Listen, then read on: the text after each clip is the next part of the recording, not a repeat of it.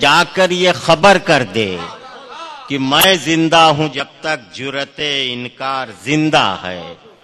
صلیب و ہجرت و بنباس سب میرے ہی قصے ہیں.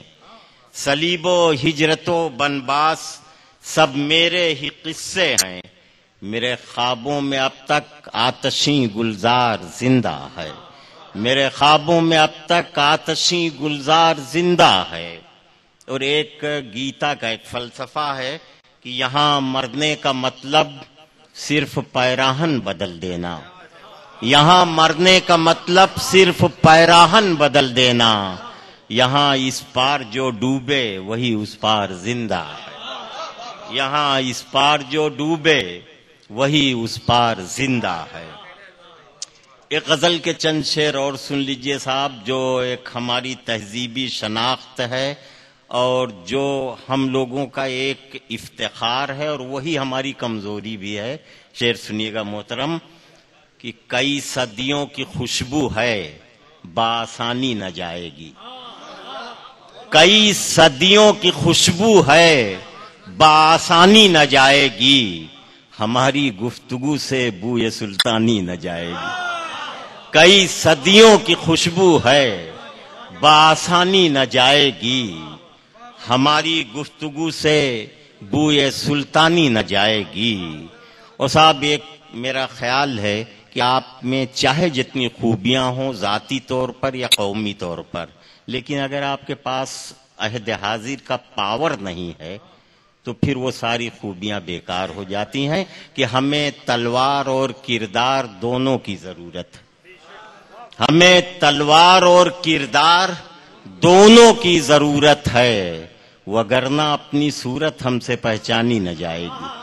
ہمیں تلوار اور کردار دونوں کی ضرورت ہے.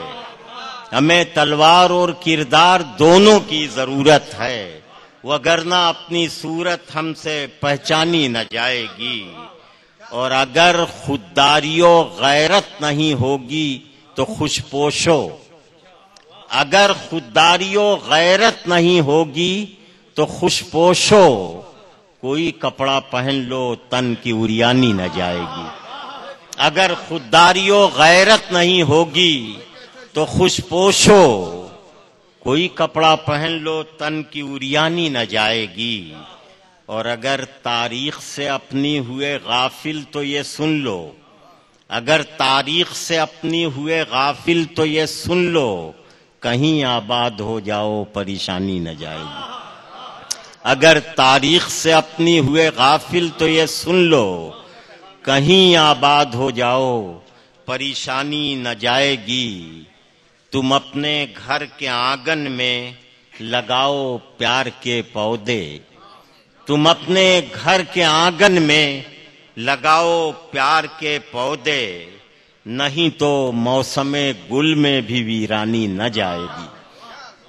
تم اپنے گھر کے آنگن میں لگاؤ پیار کے پودے. نہیں تو موسم گل میں بھی ویرانی نہ جائے گی. کئی صدیوں کی خوشبو ہے بآسانی نہ جائے گی. ہماری گفتگو سے بوئے سلطانی نہ جائے گی. بہت بہت شکریہ حضرات. میرے لیے اعزاز کی بات ہے کہ آپ جیسے کرم فرماؤں نے، بزرگوں اور دوستوں نے مجھے عزت سے سن لیا.